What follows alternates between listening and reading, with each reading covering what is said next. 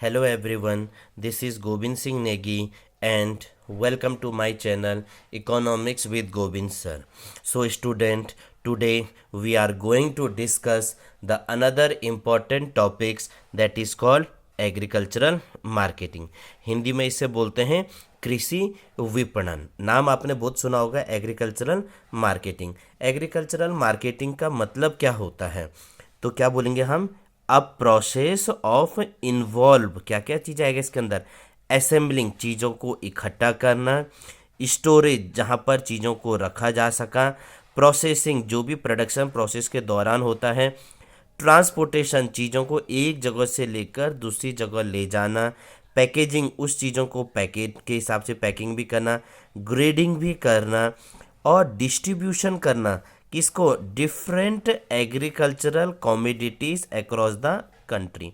मतलब हमने सब एक एक किसान है, एक किसान ने कोई चीज़ का गेहूं का प्रोडक्शन किया, तो गेहूं का प्रोडक्शन करने से लेकर कस्टमर के पास तक पहुंचने वाला बीच के अंदर जो भी प्रोसेस लगता है, जो भी प्रोसेस बन रहा है, इसको हमने क्या बोला हुआ है? Agricultural marketing.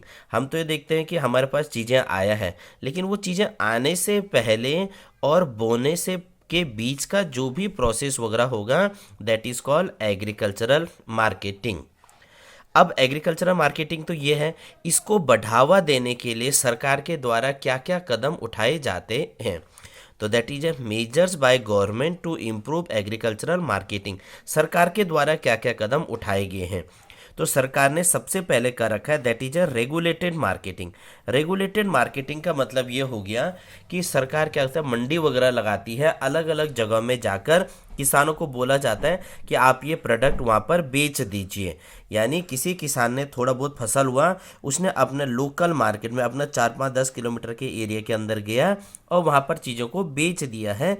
That is called regulated marketing. यहाँ पर गवर्नमेंट के अधिकारी भी रहते हैं, नॉर्मल पर्सन भी रहते हैं, ताकि किसान आसानी से ये चीज़ों को बेच सके। Second one is a development of infrastructure. जब हमें एग्रीकल्चरल मार्केटिंग करना है, हमें ट्रांसपोर्टेशन भी चाहिए, हमें पैकेजिंग भी चाहिए, हमें डिस्ट्रीब्यूशन करने के लिए जगह भी चाहिए। तो सरकार हमें क्या करें, खास तौर पर इंफ्रास्ट्रक्चर का प्रोवाइड करा दें। मतलब रोड बना दे, रेलवे बना दे, बैंकिंग वगैरह, ट्रांसपोर्टेशन, कम्युनिकेशन सिस्टम। मतलब इंफ्रास्ट्रक्चर जब सरकार मजबूत कर देगी तो चीज़ें आसानी से एक जगह से लेकर दूसरी जगह पहुंच जाएगी। उसे बोला हुआ है development of infrastructure. Third one is a cooperative farming. Cooperative farming का मतलब हुआ मिल बांटकर जब किसी खेती को किया जाएगा, that is called cooperative farming. Suppose मान लो कोई एक गांव है, इस गांव में क्या हुआ, राइस का प्रोडक्शन किया जाता है, और इस गांव में 50 लोग हैं, 50 के 50 राइस का प्रोडक्शन वगैरह कर रहे हैं।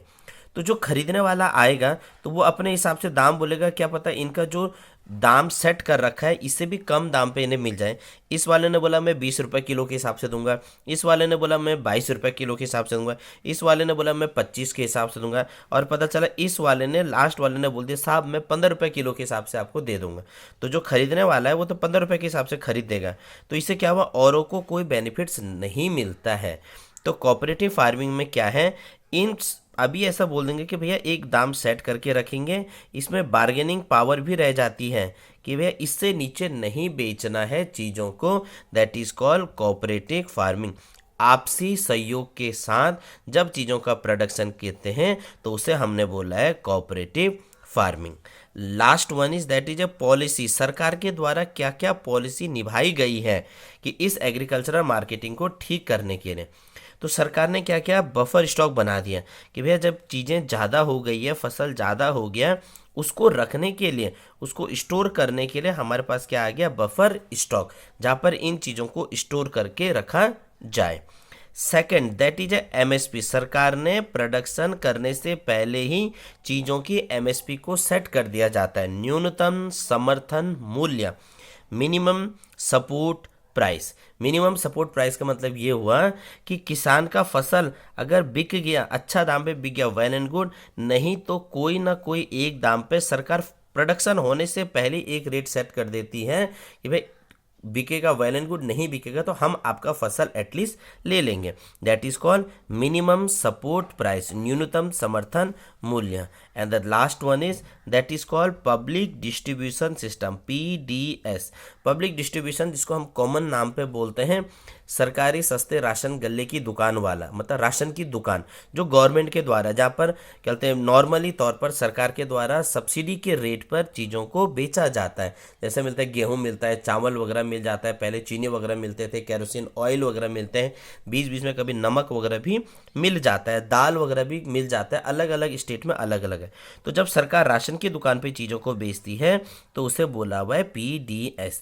तो ये सरकार की पॉलिसी है कि कैसे करके चीज़ों के प्रोडक्शन को बढ़ा दिया जाए, उसी को हमने बोला हुआ है एग्रीकल्चरल मार्केटिंग। और पूरी पॉसिबिलिटी है यहाँ से क्वेश्चन आने के लिए बोर्ड में। अब आपको फाइनल तैयारी करना है कि आप चांस नहीं बच रखा है। तो इसी को नेक्स्ट पार्ट में हम कुछ और टॉपिक्स के साथ आगे बढ़ेंगे। तब तक के लिए थैंक यू।